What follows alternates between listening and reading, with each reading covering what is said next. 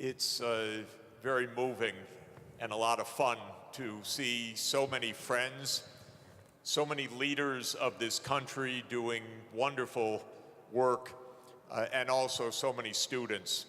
And I know that the energy of the students has been incredible in helping to organize this event today. Students at UNAM, students at Tec de Monterrey, and students at other universities that will be part of this network. It's a tremendous thrill, and I count on you to do great things. I know that you will, and you should count on me and all of my colleagues to be with you in this process as often and whenever we can help. We're going to learn a lot from you, and we're going to do a lot together. So this is extraordinarily exciting. I want to speak about the challenges that Mexico faces in sustainable development. I should say that all countries face the challenges of sustainable development. While some countries are more affluent or doing better in some dimensions or others, no country right now has achieved all that they have promised to achieve under the Sustainable Development Goals. And this is because the whole world needs a different approach to economy and to global cooperation and to the way that we use our finances and our great resources. We are a very rich world, but we are not a very wise world in how we're using our wealth and our knowledge. Indeed, the paradox of our time is with all this wisdom, we're coming closer and closer to destroying the planet, the very basis of our well-being and survival. And somehow, with all of the brilliance of science and technology, we can't get the knowledge up here to behave properly so that we can really enjoy the heritage of this knowledge.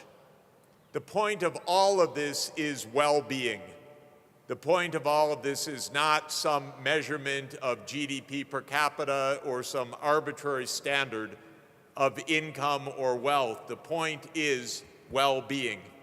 And the reason that governments adopted the Sustainable Development Goals, in principle, is to raise human well-being.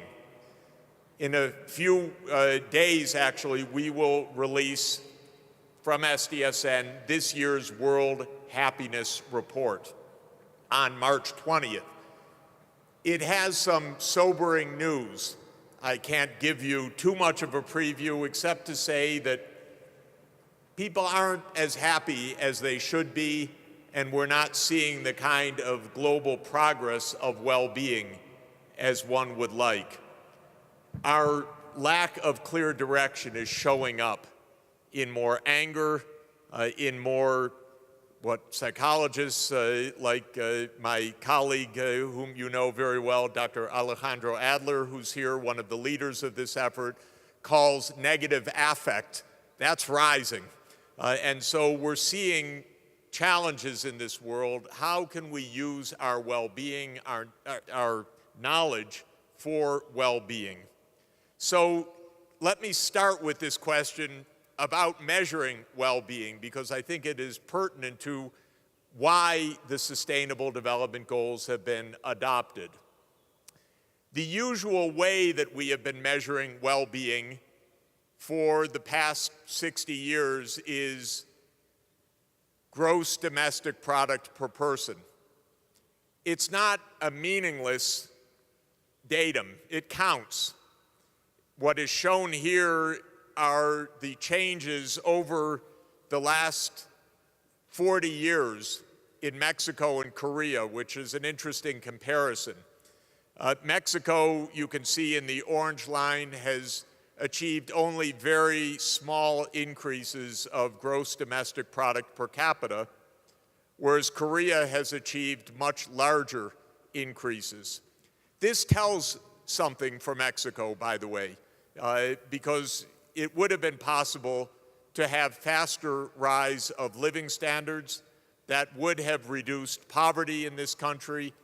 There are things that can be learned, definitely, from the Korean experience. But it's also quite interesting that when we look at broader indicators of well-being, it's not all so simple. So if we compare Mexico and South Korea on income levels, Korea ranks now 27th in the world in GDP per capita, and Mexico is 57th in the world, so quite far behind. But if we look at a different indicator of how people view the quality of their lives, what is called subjective well-being, that's a question that Gallup asks each year of around 1,000 people in about 150 countries. Mexico is way ahead of Korea.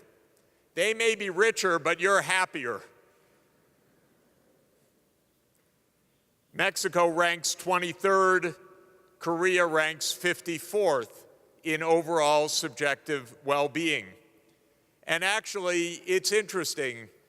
Ask the psychologists about this, and one of the things they'll tell you is about emotions during the day, positive emotions or negative emotions.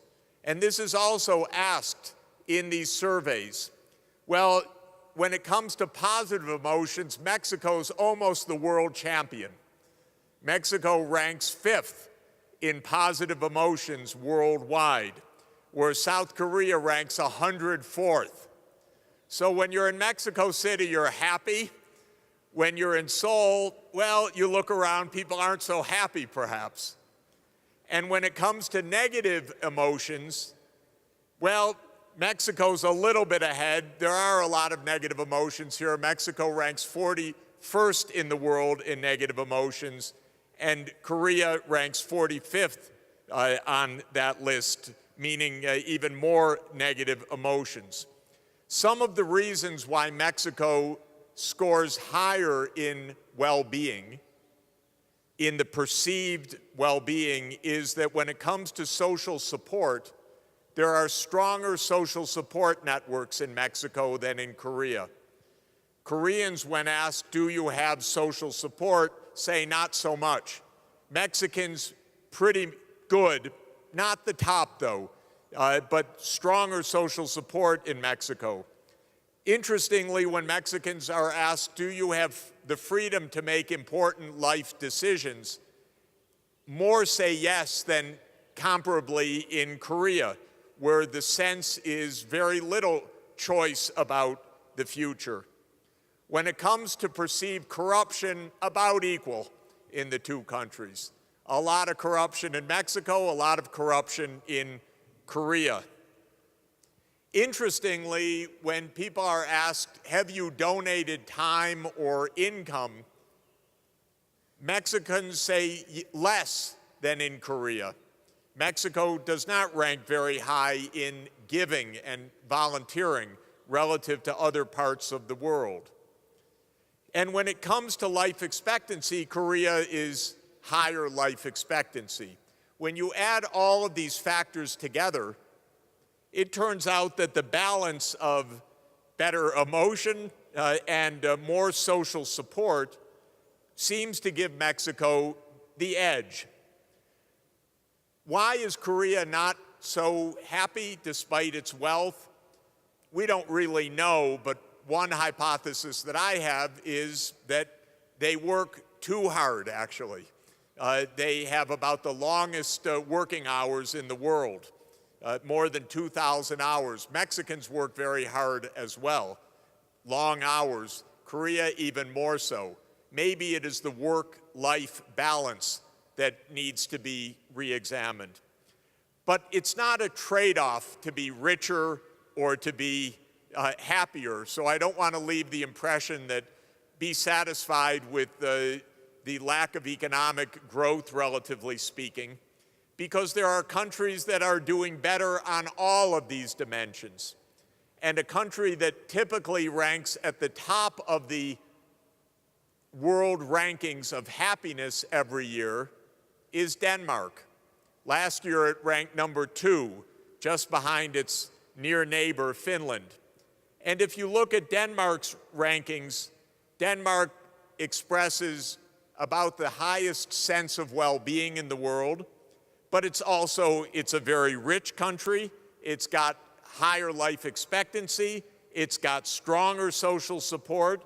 It's got good positive emotions. It's got fewer negative emotions. It's got a good sense of personal freedom, and corruption is very, very low. So let's take that as an example that you can almost have it all. It's possible to be happy, to be wealthy, to have strong social connections. And I mention this because I think we are aspiring in the world for greater well-being. By the way, the United States doesn't rank so well, as you can imagine, and it's getting lower each year, unfortunately, in its rankings of subjective well-being, because in my country, we don't feel so good these days. And the negative affect, the bad emotions are soaring, which is perhaps why we have a negative affect president of the United States. I don't know. But people feel bad. He makes me feel bad. It all fits together. But the problem is we don't have really the well-being at the center of our societal objectives. This is why sustainable development was identified as a crucial need. Why didn't we just go on measuring everything by gross domestic product? Because more and more nations around the world, more and more people around the world, more and more scholars around the world realized we're missing the big picture by focusing on this narrow economic indicator. It's no joy to be poor, by the way. The data are very clear about that. But it's no guarantee of happiness to be rich either. And so one needs a more holistic framework of life. And the Sustainable Development Goals, in my opinion, provide that more holistic framework.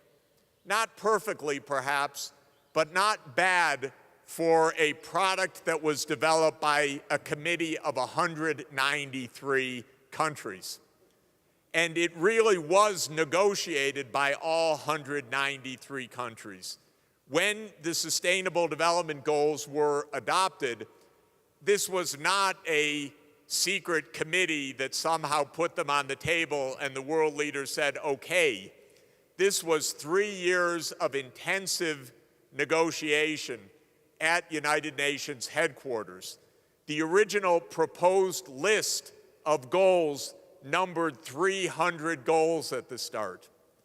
So if you want to know why there are as many as 17 rather than 10, for example, like on the 10 Commandments, the reason is it started at 300, and intelligently they negotiated it down and down and down, but they couldn't get it below 17 because different countries insisted on particular goals. But the list ends up being pretty smart, and I want to suggest well-balanced in that if you pursue sustainable development, it's more likely to lead to a society that is happier, that has higher well-being, and not only today, but sustainably in the future. So these are not, in my opinion, arbitrary goals. They are goals that can really lead us to a higher level of well-being. And I will show you, I think later on, that indeed the countries that declare themselves happiest in the world, like Denmark, are the countries closest to the Sustainable Development Goals as well. Correlation doesn't prove causation, but I think that it is indicative if you are taking a balanced approach to sustainable development, then you're also going to produce a balanced society that is more conducive to good psychological outcomes and a good sense of personal well-being. So what do these 17 goals boil down to? What really makes them tick? 4 dimensions underpin the SDGs. The first is economic needs, that our basic economic needs should be met, that people should not live in extreme poverty, people should not be hungry, people should be able to obtain health care services, people should be able to obtain education, all children should be able to get a quality education, everybody should have safe water and sanitation, everybody should have access to basic modern energy services, and especially clean energy services. Everybody should be able to have a decent livelihood. So that's the economic part. I just named SDGs 1, 2, 3, 4, 6, 7, and 8. So those are the economic parts of the Sustainable Development Goals. Then is the social inclusion, that this should be for everybody, not just for a few rich people. That's the key to social justice. And there are at least 3 basic SDGs focused entirely on that. One is SDG 5, which is gender equality, that women and men, girls and boys equally should be able to partake of the good things in society. We're not there yet. Men are still messing up too much. Women are still suffering lagging incomes and lagging positions of politics and of in the business world. The second of these social inclusion goals is SDG 10, which is to reduce inequalities within countries and among countries. So this is the first time the UN explicitly took the inequality question. You know, traditionally, the focus was on ending poverty, which is very valuable, but not inequality per se. But we've reached a level of inequality that the injustice of it, the anxieties of it, the sense of the powerful getting their way on everything and the rest not having a say has become palpable all over the world. When I spoke about this yesterday at University of Miami, a professor trained at University of Chicago said, "Why do we care about inequality? We should just care about the poor." But we care about inequality because we don't like the sense that Mr. Bezos, with $140 billion, can choose to do anything he wants, control politics, own major media, have his say on everything, out of control of the rest of society. He says he wants to use his billions to send millions of people into the solar system. It's a nonsense, by the way. That money should be used to help people on Earth.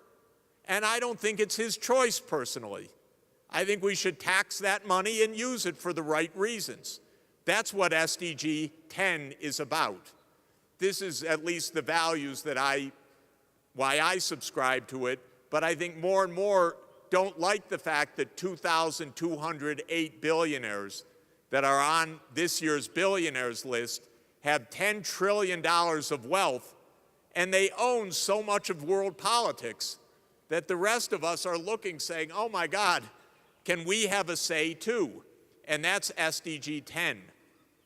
SDG 16 is also very important, and that is good governance and the access to law, to the rule of law. We know in Mexico and in the United States there is huge impunity, there is huge violence, there is huge corruption, and this is inimical to social inclusion. The poor do not have access to justice, this is for sure, neither in the United States nor here nor in other places in the world. Justice costs, and when you're so poor you cannot obtain justice. You can't defend your land, you can't defend your rights, you can't even survive often. And this is a predicament that we face in the US and Mexico because both of societies are very, very unequal. The third pillar is environmental, for the reason, of course, that we've heard all morning, we're wrecking the planet.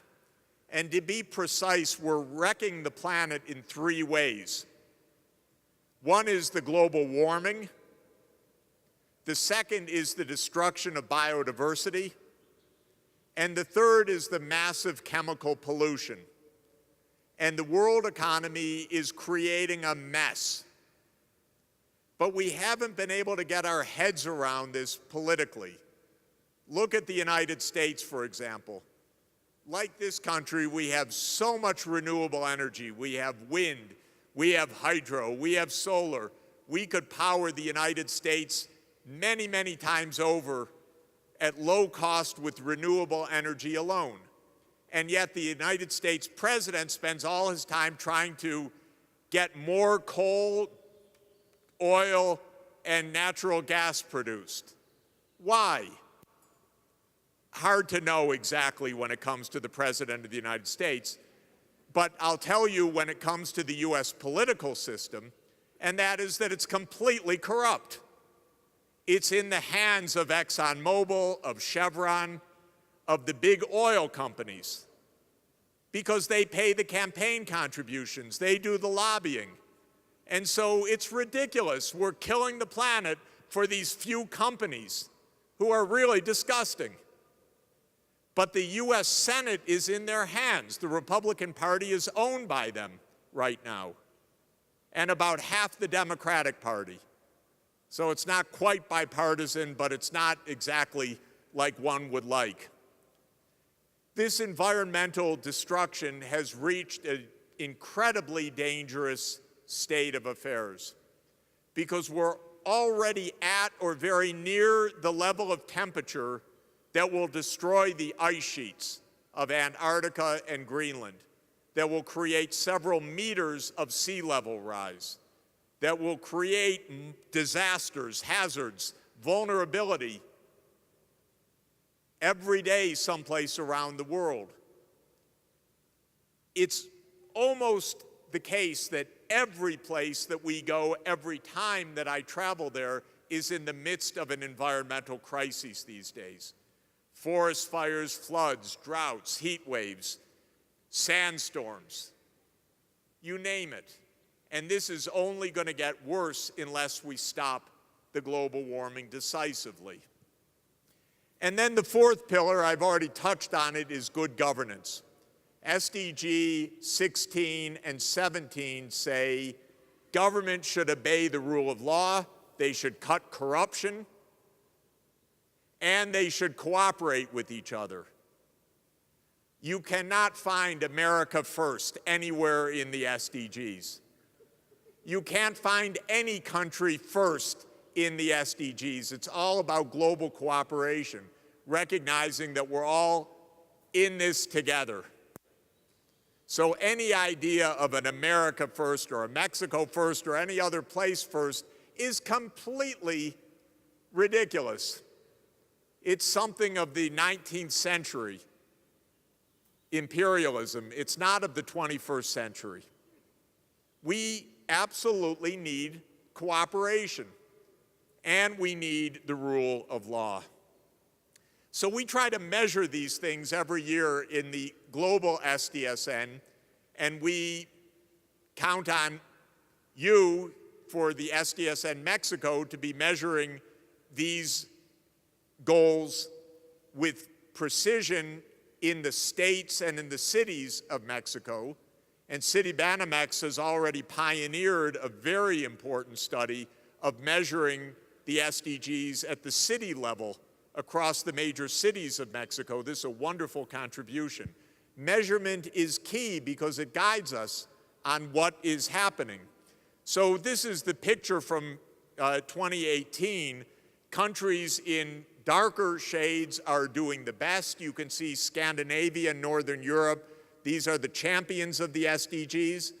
Lighter shades are next, still lighter, farther down, and the lightest, unfortunately, the poorest countries of tropical sub-Saharan Africa are the countries farthest away from achieving the SDGs because they don't even achieve the economic goals. Most countries are getting beyond the poverty level but with social injustice and with environmental destruction. But the poorest countries are stuck with extreme poverty as well. As I told you, if you look at SDG rankings and happiness rankings, it's a pretty good fit. The SDG rankings of 2018 had Sweden, #1, Denmark, Finland, Germany, France, Norway, Switzerland. If you look at the happiness rankings, Finland, Norway, Denmark, it's just a little bit changing the order of the list. Pursuing sustainable development and pursuing well-being are really in line with each other. Pursuing GDP per capita would not show you that correlation. And we have a lot of rich countries which come to me all the time and say, why aren't we higher on the list? Because when you're rich, you think you deserve to be higher on the list. But people aren't so happy necessarily, so they don't show up as higher on the list. Well, this is Mexico's dashboard in the 2018 report. When you see green, it means that Mexico is on track. You don't see green, unfortunately. There isn't one SDG for which Mexico is surely on track right now to achieve the entire SDG. Doesn't mean it's unachievable, it just means that your new president has a lot of work cut out for him, which he knows, and there's no doubt about that. And he wants to take on the inequalities, and he wants to take on social inclusion in a very big way, and that is one of the core messages of the SDGs. So let me just highlight some of the areas, not all of them. I don't have time for all of them, but some of the weak points. As you know, Mexico's been grappling, like the United States, with an obesity epidemic, and this counts against sustainable food and against health, SDG 2 and SDG 3. The United States is the world champion of obesity. We have also the world champion fast food industry, the obesity champions of the world, Coca-Cola, PepsiCo, Kentucky Fried Chicken, McDonald's, other creators of the obesity epidemic that have not been held to account. But it's pretty clear that this is a big part of the story. Mexico does not show up well on education levels. I would say this may be the most central long-term investment of any society and the biggest challenge for Mexican society. We're here at great universities, but we know that the kids coming through schools in Mexico are not achieving good learning. Not the worst in the world, but far and away not the kind of learning that is needed for the 21st century. There are still places in Mexico without adequate safe water and sanitation. Mexico still has not tapped its vast renewable energy potential. This is still a fossil fuel-based economy. This is really unfortunate because Mexico has some of the greatest sunshine in the world. You've got a lot of great wind potential. This is a country that could go renewable massively. So it's a shame not to. It means dirtier air, it means more climate change. It's more expensive, actually, in many ways. SDG 9 is about innovation, and Mexico does not yet innovate adequately.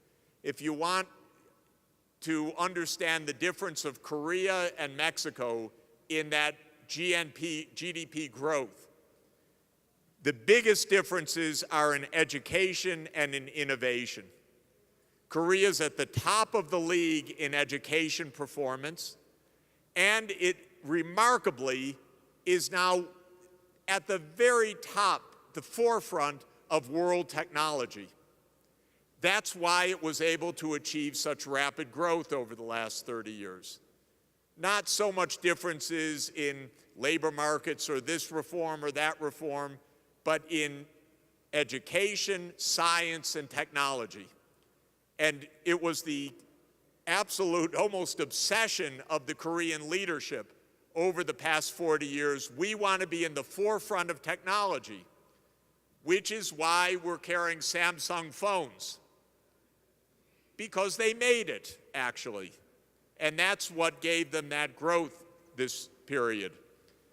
Mexico also shows a crisis of youth that are neither in school nor in employment.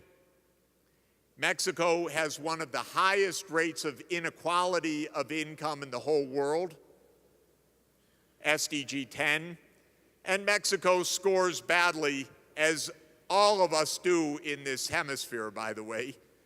I think the US sets the pace in corruption and in violence. And of course, we know so much of the violence is also related to the drug trafficking for the US market. And so much of the violence is the handguns coming from the US to Mexico and to Central America. So it's not an accident that we're stuck in this miserable situation together of so much corruption and violence. So very quickly, without exhausting your time and your patience, let me just show you a few slides on these points. In all of them, I have made a comparison of Mexico with the other high-income countries, with the OECD countries.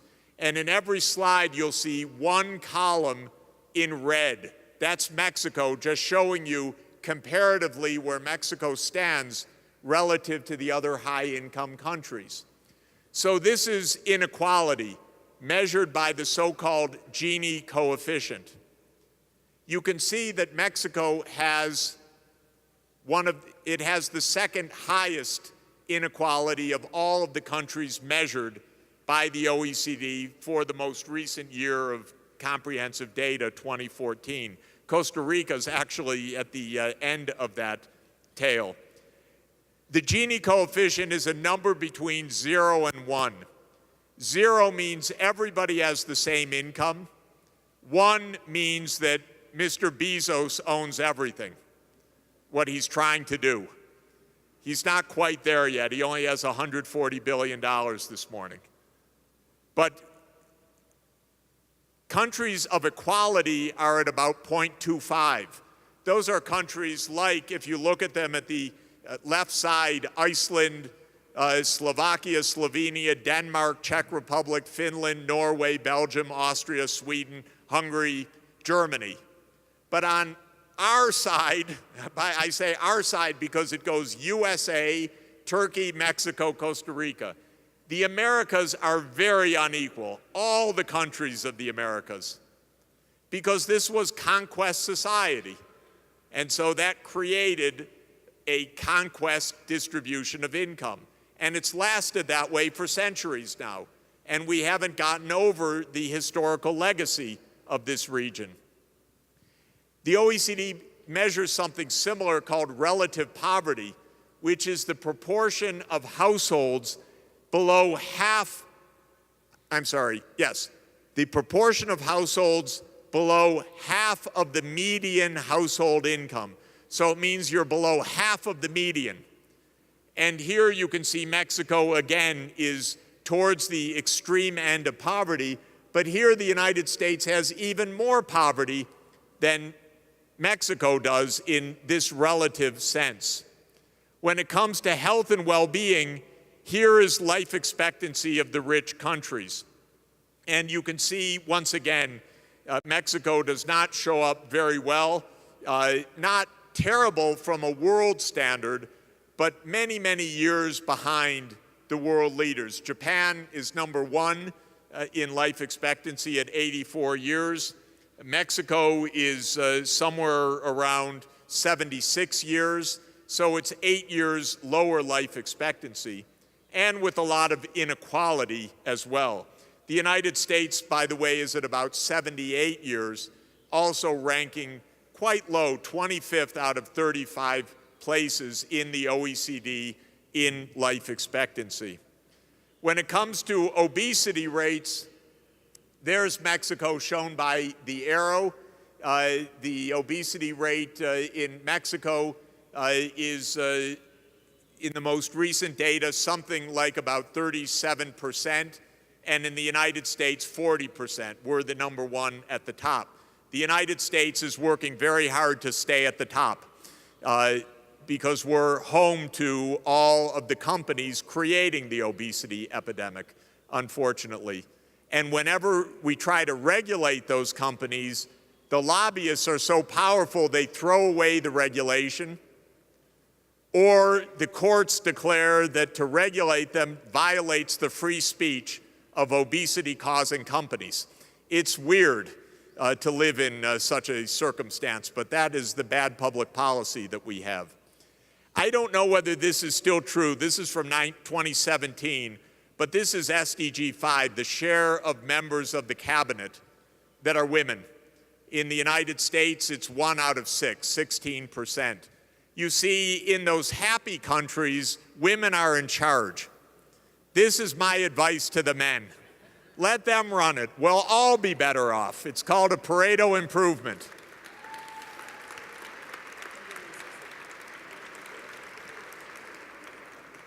The women waited 10,000 years. It's time to let them try. We'll see if they mess it up too.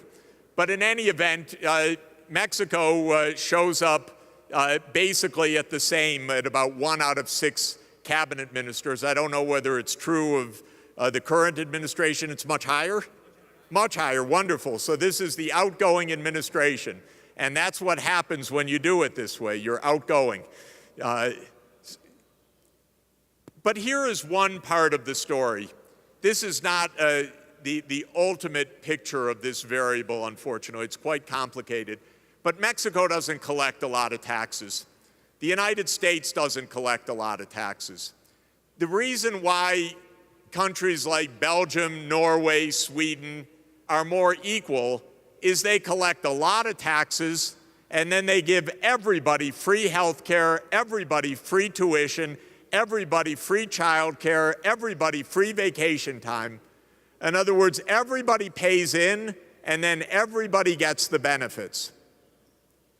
And in the United States, we read a propaganda sheet called the Wall Street Journal. It's a propaganda page for the rich. And every day they write editorials. It's owned by Mr. Rupert Murdoch, who is one of the most irresponsible people on the whole planet. And every day they write editorials, don't raise taxes, we'll end up more like Europe if we do. They actually say that to all these unsuspecting United States business people who never leave their country, apparently. Because they don't know if we ended up more like Europe, we'd live longer, we'd be happier, we would have healthier diets, we would have more vacation time. Oh, it sounds so horrible. But what they're telling us all, don't put taxes on the super rich people. And when Alexandria Ocasio-Cortez recently said we need tax, give her a big hand, everybody. She is our new superstar politician. And when she said a few weeks ago we ought to tax the rich, she said 70% marginal tax for people making more than $10 million a year. It's pretty high to hit that category. The panic of the billionaires was unbelievable. One after another, they go, oh, that's a very bad idea. That's stupid. We'll end up like Venezuela, and so forth and so on. That is now the latest line of the United States. We'll end up like Venezuela if we do anything to raise the well-being of the American people. Okay, so education. I could not squeeze this into a chart. This is a list of the test scores on the OECD's PISA test scores. So this is the program on international scholastic achievement testing. See where Mexico ranks on the list? Way, way down. The countries at the top are interesting: Singapore, Japan, Estonia, Finland, Canada, and Vietnam. Vietnam's not a rich country, but it's scoring just at the top on science, math, and reading right now. So this is not just a matter of income, it's a matter of attitude, it's a matter of qualified teachers, it's a matter of paying teachers and getting good performance in the schools, and so on. Of course, education reform should be at the top of everybody's list. Dr. Adler is just returning from Asunción, Paraguay, where President Abdo, the new president of Paraguay, has put education reform absolutely at the top of the country's priorities, in part because he saw Paraguay somewhere down there too, low down on the list, and that's what we need to address if we're going to be able to have a healthier economy. Mexico also scores very, very low on research and development. This is a matter of both public financing through the universities, by the way. We need stronger public finance to spur university-based research, as well as getting the companies here not to see Mexico as a place where you do low-tech assembly, but where you do high-tech innovation. This is a big market. There are a lot of smart people. There are a lot of great institutions. This should be a home of innovation. But what this shows is that it's not right now. Mexico's investments in R&D at about 0.5% of GDP right now are less than an eighth of the effort that Korea is making, which is more than 4% of GDP. That's why Korea has boomed. Excellent schools turning out excellent engineers. And we're in a home of engineering today. Engineers are key, by the way. Scientists are great, but engineers are the key for the economy. Scientists are the key for the engineers. That's the value chain. And then all of the rest of us who don't understand anything about how our phones work, about how our computers work, about why the lights go on when we flip the switch, we're indebted to the engineers for that. So this is where a huge effort needs to be made. When it comes to renewable energy, again, Mexico hasn't even started really trying. Of course, there are projects, but Mexico has one of the lowest penetration rates of renewable energy as a share of total primary energy. But you look at the map. Red on this map means good sunshine. I don't think I have to tell you, you have nice sunshine in this country. Beautiful country, lots of sunshine. That sunshine could power the entire country. And there are better and better technologies for storing the sunshine also. Of course, you can literally store it in batteries, you can literally store it in pumped hydro, or you can store it by converting the solar into hydrogen, for example, so that you have stored hydrogen. Or there are now better and better technologies, and this is something Mexico could work on, converting the solar into synthetic liquid fuels that are therefore not causing global warming because they're made synthetically from clean energy. You can take CO2, hydrogen from water, renewable energy, and convert that into methane to make a methane-fired power plant. And these technologies could clean up our act so we're no longer emitting CO2. But you have all the sunshine in the world to do it. And Mexico has a lot of very good wind power. And this also should play a major role. One of the best ideas in how to clean up the world energy system is an idea of China called global energy interconnection. By the way, any good idea of China is immediately called a bad idea by the United States. Don't believe the United States in this. The US is too lazy right now to have good ideas. China has good ideas, and then the United States says, no, don't do that. That's neocolonialism if you buy their products. But if we had more good ideas, we would be competing more effectively. China has a very good idea of interconnecting renewable energy. And obviously, a lot of that goes through Mexico. And this is a smart proposal because the larger the renewable energy grid, the less storage you need. it's sunny or windy someplace. And so if you smooth this across a grid, you have a much more efficient grid. But can you really transmit electricity so far inexpensively? It turns out the answer is yes. Using high voltage direct current transmission, it's now possible to have very long distance, low loss transmission. So this would be a great part for SDSN Mexico, SDSN USA, and SDSN Canada, and the SDG Center of Latin America to work on a grid of clean energy for the entire Americas. It makes sense and it's completely feasible. And one idea, by the way, instead of the wall, is an array of solar panels. And that's actually a very good idea, because one could, along a long border, put 2,000 miles of maybe 3, 4, 5 gigawatts of solar. That would be actually a wonderful investment and a market for Mexico to sell sunshine to the United States. And so we need to be creative about these ideas. And in Oaxaca and of course in the Caribbean also, wind is starting, but much more could be done. SDG 11 calls for sustainable cities. And the only point I want to make is something you completely know. Mexico's now the urban society par excellence.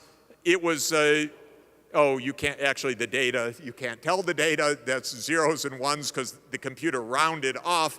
Mexico started at 40% urban in 1950, and it's now 80% urban today. And it will be 90% urban on reasonable projections by 2050. So getting smart cities to work, smart city design, self-driving vehicles, cities of walking, clean air, renewable energy. This is a wonderful opportunity and a wonderful challenge. And again, I mentioned Citibanamex' recent index of sustainable cities. Guadalajara came in first on the list of the 100 or so cities ranked. Aguascalientes, number 2. But this is a quite wonderful study that should be done each year to look at sustainable development at the city level within Mexico. Finally, digital society. We need to use the digital tools. At the same time, we need not to become prisoners of the digital tools, either psychological prisoners, because addiction to the digital technologies is actually soaring right now. It's one of the reasons for an epidemic of young adolescents around the world. It's quite alarming. So we are not being prudent in that way. It's also leading to a lot of surveillance and spying. Basically, Facebook knows a lot more about you than you know about you, because it's also keeping track of every place you've been, everything you've bought, every call you've made, and so on. And so building a sound digital society is critical. Here too, Mexico does not have especially high utilization yet of digital technologies. It's coming, but compared to other countries, it still remains modest. Finally, let me say a word about the Sustainable Development Solutions Network. This is, of course, a worldwide network of great universities and of think tanks to help bring knowledge to bear to raise global well-being, especially focused on achieving the Sustainable Development Goals. And as of today, Mexico will show up not as gray, which on this map means network in formation, but network launched. But you have a lot of partners around the world, and the idea is to build the connections, the partnerships across universities and across countries. We launched SDSN United States in December, so we're starting up at the same time. We now have 41 states represented among 114 institutions in the U.S. network. Dr. Gordon McCord of UC San Diego, who is one of the co-chairs of SDSN USA, is one of the great connectors and leaders of the effort here as well. And our intention is to make the partnership of SDSN USA and SDSN Mexico and SDSN Canada and the SDG Center of Latin America very strong, because all of the goals require partnership, regional cooperation, and shared insights. So Canada's SDSN is hosted at the University of Waterloo, and they will be a partner with us. And we launched just recently the new SDG Center for Latin America and the Caribbean at Universidad de los Andes in Bogota. And that is a resource for all of us. One of the primary goals that we have for the SDG Center is to connect throughout the Americas to work on this clean energy issue. I have spoken a long time. I'm grateful for your patience and attention, but I'm especially grateful for the launch today of SDSN Mexico. It's extraordinarily exciting. Thank you very much.